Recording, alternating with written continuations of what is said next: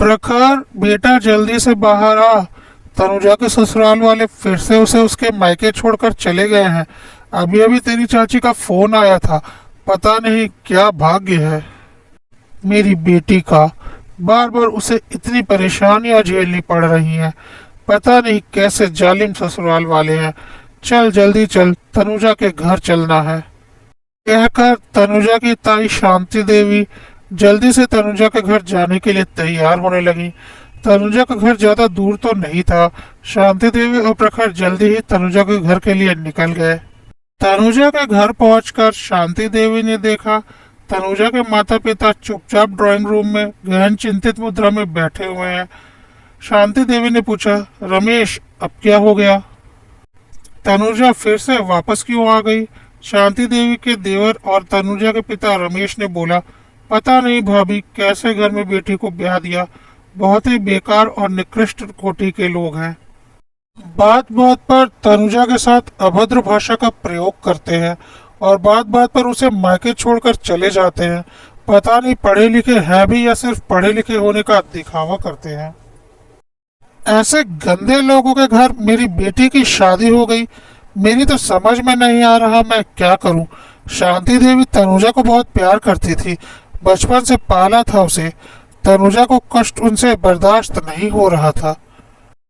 उन्होंने बोला, तनुजा कहाँ है? मेरी बच्ची कहाँ है? पहले उसे बुला। और तनुजा के रूम की तरफ चल पड़ी। वहां जाकर देखा तनुजा की आंखें रो रो कर सूज गई थी। ताई जी को देखते ही तनुजा उनके गले लगकर लिपटकर रोने लगी। बचपन से ही तनुजा अपनी माँ से ज्यादा अपनी ताई जी के करीब थी, क्योंकि तनुजा की माँ बहुत ही सीधी सादी महिला थी और बहुत ही कम बोलती थी।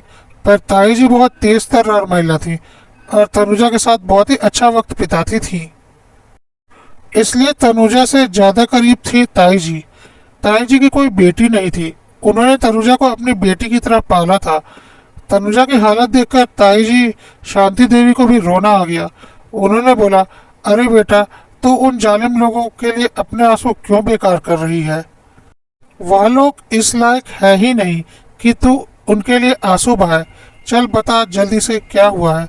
तनुजा ने बोला, होना क्या है? वही रोज की फालतू किचकिच। मेरे जालिम पति के लिए उसकी माँ और बहन के अलावा कोई और मायने ही नहीं रखता।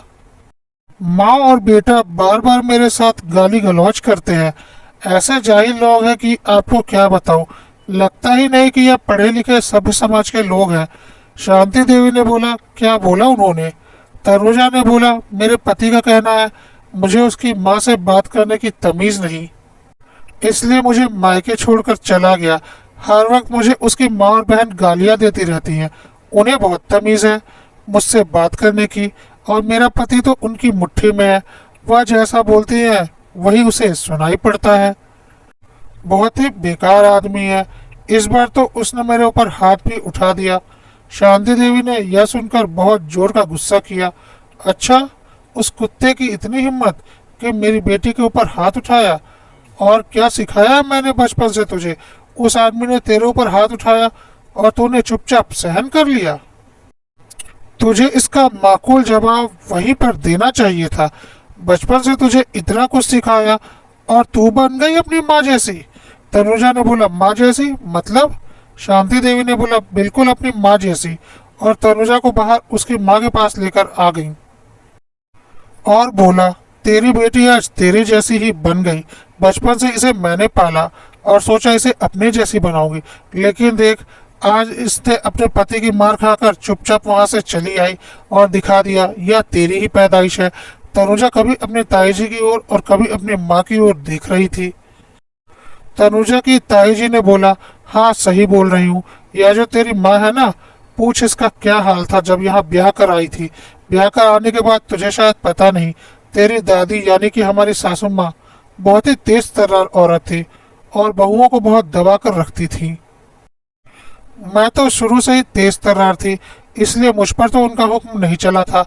पर जब तेरी माँ ब्याह कर आई थी तो इसके मुंह में तो जबान ही नहीं थी और इसका बुरा हाल कर रखा था दादी ने। फिर मुझे लगा अगर मैंने तेरी माँ के लिए कदम नहीं बढ़ाए तो तेरी माँ का तो जीना मुश्किल हो जाएगा, क्योंकि तेरा पिता भी अपनी माँ के आगे जबान नहीं खोलता था। आज बेटी का दुख देखकर दर्द हो रहा है। और पत्नी का दुख इसे बर्दाश्त हो जाता था। फिर मैंने तेरी माँ के लिए आवाज उठाई और तेरी दादी से लड़ी और बोल दिया, मेरी देवरानी को कुछ भी बोला तो पहले मेरा सामना करना पड़ेगा। और तब जाकर तेरी दादी ने तेरी माँ से लड़ना झगड़ना कम किया और बकवास करना कम किया। नहीं तो तेरी दादी का बस चलता तो तेरी माँ को जिंदा ही नहीं रहने दिया होता। और देख, आज तू भी अपनी माँ जैसी बन गई।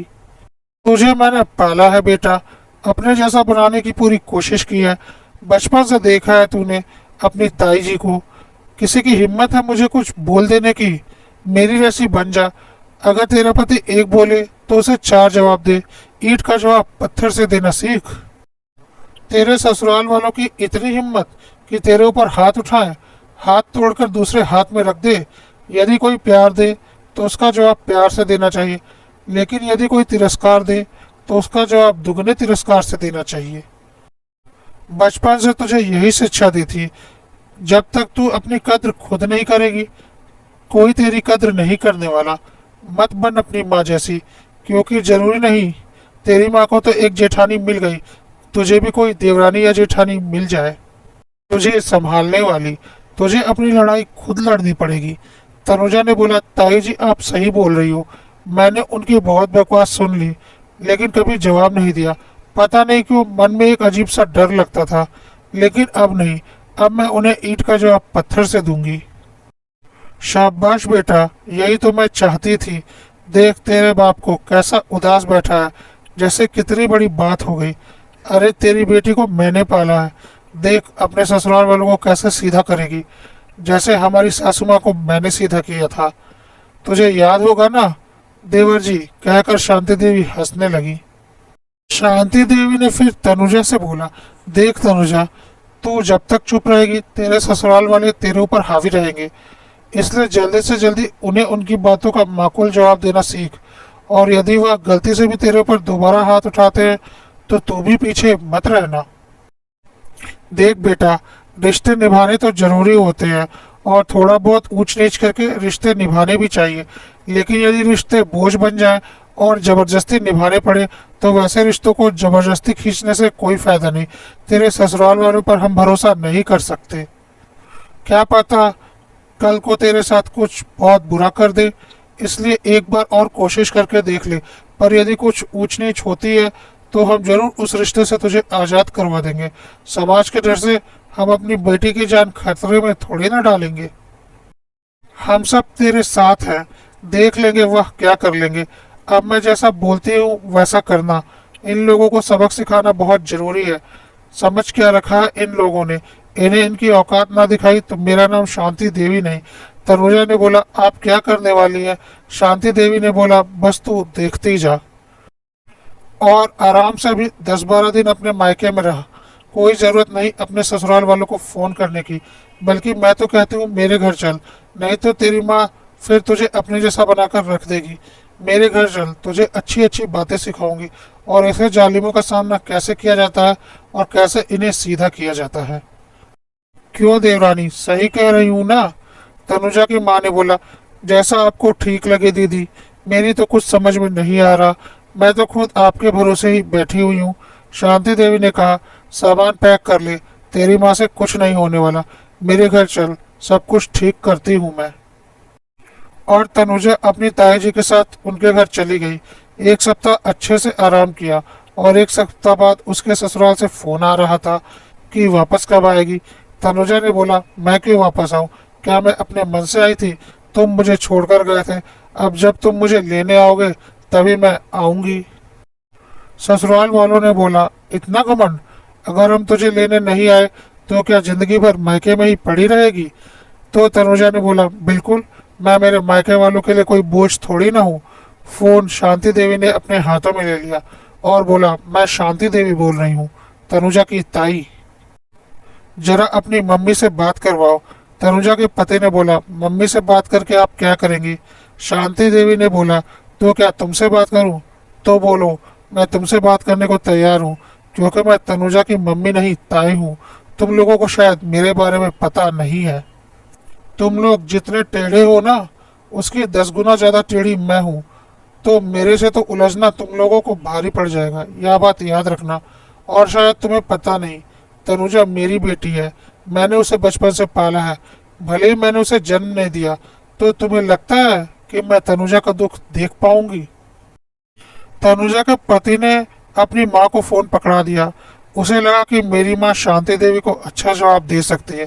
तनुजा की सास ने बहुत ही तैश में आकर बोला, हाँ कौन बोल रहा है? किसकी हिम्मत हुई मेरे बेटे से उल्टा सीधा बोलने की? शांति देवी ने भी तेज आवाज में बोला, मैं तनुजा की ताई शांति देवी बोल रही हूँ। मेरी हिम्मत हुई तुम्हारे बेटे से ऐसे बात करने की? तुम्हारे बेटे की हिम्मत कैसे हुई मेरी बेटी के ऊपर हाथ उठाने की? हिम्मत कैसे हुई तुम लोगों की मेरी बेटी के ऊपर अत्याचार करने की? आइंदा अगर ऐसी गलती की तो ईंट से ईंट बजा दूंगी। जानते नहीं तुम लोग मैं कौन हूँ? तनुजा को लग रहा था ताई जी कुछ ज्यादा ही बोल रही है, कहीं रिश्ते बिगड़ ना जाए। ताई जी ने इशारे इशारे में तनुजा को चुप रहने के लिए बोला और कुछ बातें सुनाकर फोन रख दिया। तनुजा की सास को समझ में आ चुका था कि शांति देवी बहुत टेढ़ी औरत है और वह कुछ भी कर सकती है। तनुजा की सास ने बोला, जाकर तनुजा को लेकर आ, उसकी ताई उसकी माँ जैसी सीधी नहीं है, पता नहीं क्या बखेड़ा खड़ा कर देगी। और तनुजा का पति तनुजा को लेने के लिए आ गया। शांति देवी ने तनुजा को भेजते वक्त बोला, इस बार यदि मेरी बेटी के साथ कुछ भी गलत हुआ तो याद रखना तुम लोग को छोड़ूंगी नहीं। तुम्हारी ब्याहता पत्नी है, पूरे सम्मान के साथ तुम्हारे घर में रहेगी और तुम्हें इसका पूरा ख्याल रखना पड़ेगा। तुम लोगों की जिम्मेदारी है। यदि इसका बाल भी बांका हुआ तो तुम लोगों की खैर नहीं। तनुजा के पिता ने भाभी को इशारे में चुप रहने के लिए बोला। उन्हें लग रहा था कहीं रिश्ते बिगड़ ना जाए, लेकिन शांति देवी चुप नहीं हुई और तनुजा अपने ससुराल चली गई। शांति देवी ने अपने देवर रमेश को डांट लगाई, यही चुप्पी तो तुम्हारे ऊपर भारी पड़ती है। पहले तुम्हारी पत्नी के ऊपर अत्याचार हुए और अब बेटी के ऊपर हो रहे हैं। ना तुमने पत्नी के लिए आवाज उठा पाए, ना ही बेटी के लिए आवाज उठा पा रहे हो। इस बार जो रोज दिया है ना, उन्हें 100 बार सोचेंगे तनुजा को कुछ भी बोलने से पहले। और यदि गलती से भी तनुजा को कुछ बोल दिया तो फिर तुम देखना मैं इनका क्या हश्र करती हूँ। तनुजा हमारे लिए बोझ नहीं है, ऐसा रिश्ता निभाने से कोई फायदा नहीं। पहले तो रिश्तों को बनाने की कोशिश की जाएगी और यदि उसके बाद भी रिश्ते नहीं सुधरे तो ऐसे रिश्ते निभाना मेरी नज़र में तो बेवकूफ़ी है। इससे अच्छा तनुजा का तलाक करवाकर उसकी दूसरी शादी करवाएंगे। भले ही कुछ वक्त परेशानी होगी, भले ही तुम समाज से डरो, लेकिन तनुजा की जिंदगी तो बच जाएगी। इस बारे में सोच कर देखो। और तनुजा के पिता के पास अपनी भाभी की बातों का कोई जवाब नहीं था। इस बार तनुजा को ताई जी ने पूरा अच्छे से समझा कर भेजा था। तनुजा अपने ससुराल चली गई थी। तनुजा के ससुराल वाले भी इस बार थोड़ा कम बोल रहे थे, क्योंकि उन्हें कहीं ना कहीं शांति देवी की बातों का डर था। शांति देवी ने तनुजा को काफी कुछ समझाया था। अब यदि गलती से भी तनुजा के साथ कोई गलत बोलता या तनुजा का पति और ननद कुछ बोलते तो तनुजा तुरंत पलटकर जवाब देती थी। इसी तरह से दिन बीत रहे थे और धीरे धीरे तनुजा के ससुराल वालों को लगा कि अब मामला ठंडा हो चुका है और उन्होंने फिर से तनुजा के साथ बदतमीजी करनी शुरू कर दी। और इसी तरह एक दिन बात बात पर उसके पति ने दोबारा उसके ऊपर हाथ उठाया। इस बार तनुजा पहले से तैयार बैठी थी। उसने भी पलटकर पति को एक जोरदार थप्पड़ लगाया, जिसे देखकर उसकी सास और ननद सहम गई। तनुजा का पति जोर से चिल्लाया, तुम्हारी इतनी हिम्मत कि मेरे ऊपर हाथ उठाया? तनुजा ने बोला, अभी तो बस हाथ उठाया, अगर तुमने दोबारा ऐसी गलती की तो तुम्हारा हाथ तोड़कर तुम्हारे दूसरे हाथ में दे दूंगी। भूल कर भी ऐसी गलती मत करना।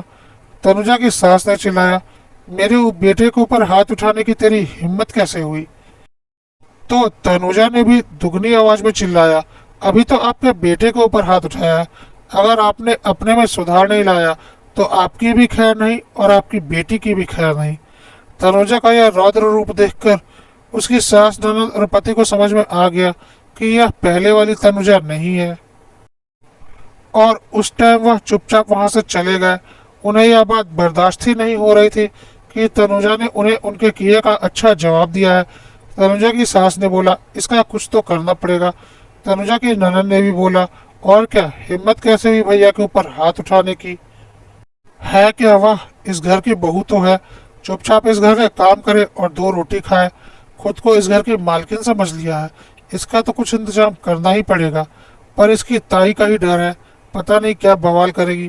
तनुजा की सास ने बोला, हम जो कुछ भी करेंगे पूरे दिमाग से करेंगे और हमें कुछ भी नहीं होगा और हम तनुजा का काम भी तमाम कर देंगे। फिर एक सीधी सादी लड़की को देखकर तेरी शादी कर देंगे। इस तनुजा के साथ तो रहना मुश्किल है। अब तो यह पलटकर जवाब भी देने लगी है।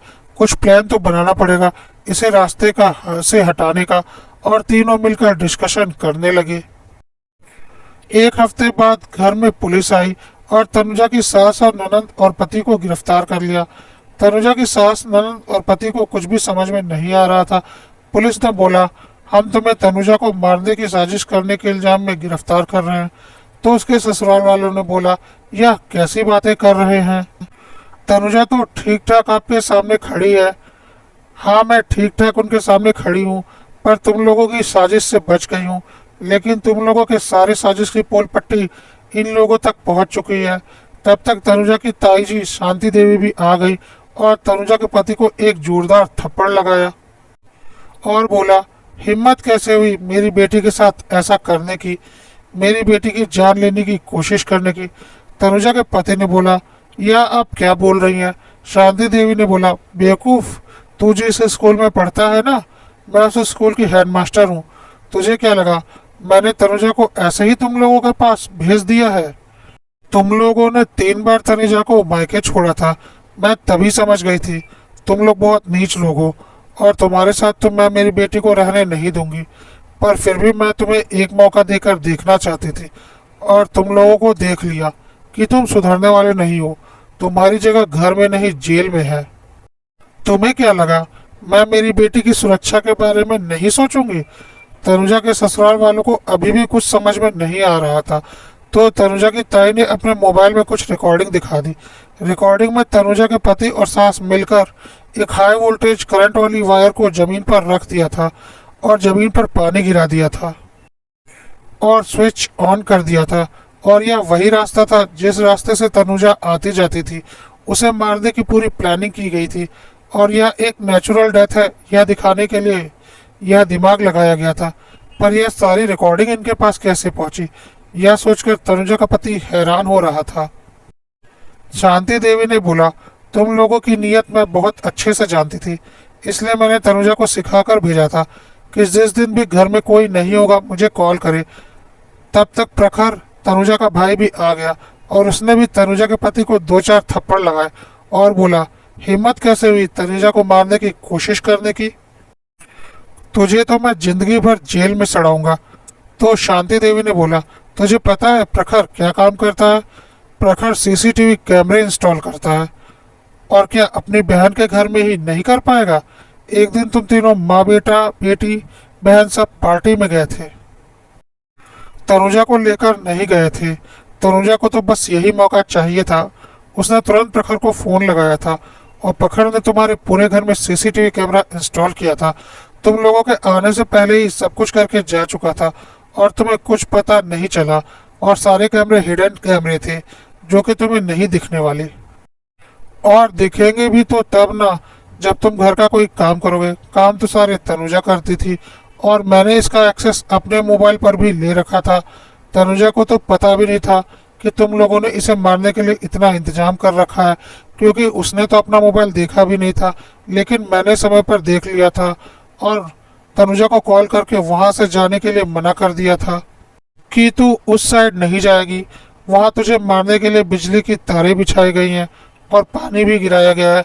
अगर तू वहां गई तो करंट लग जाएगा और तू तुरंत मर जाएगी। और मैंने तुरंत पुलिस को भी कॉल कर लिया। तुम लोगों की सारी करतूतें सीसीटीवी कैमरा में रिकॉर्ड तो है ही, जो कि पर्याप्त सबूत है। अब देखो तुम लोगों की जिंदगी मैं कैसे नरक बनाती हूँ। वह तो भगवान का शुक्र है कि मैंने समय पर मोबाइल देख लिया, नहीं तो पता नहीं मेरी बेटी के साथ क्या हो जाता। तब तक तनुजा के माता पिता भी आ चुके थे।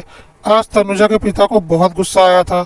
उसने भी अपने दामाद को 2-4 चाटे मारे और बोला, हिम्मत कैसे हुई मेरी बेटी के साथ ऐसा करने की? बहुत बर्दाश्त कर लिया मैंने तुम लोगों को, अब तुम लोगों की खैर नहीं।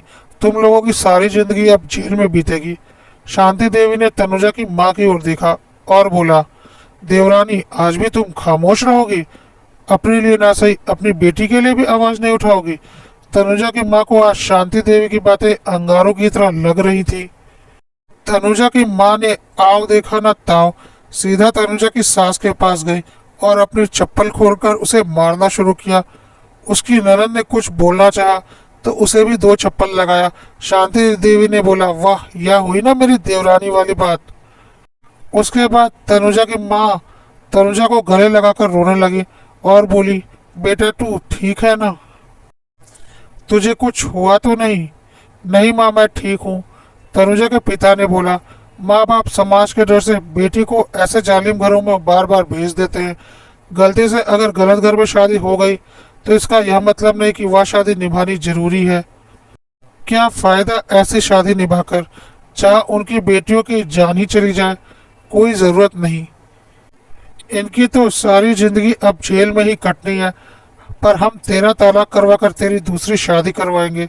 यह माँ बाप की गलती होती है कि बेटियों को जबरदस्ती अनचाही शादी निभाने के लिए जोर जबरदस्ती डालते हैं और जिसकी वजह से अक्सर बेटियों की जान चली जाती है।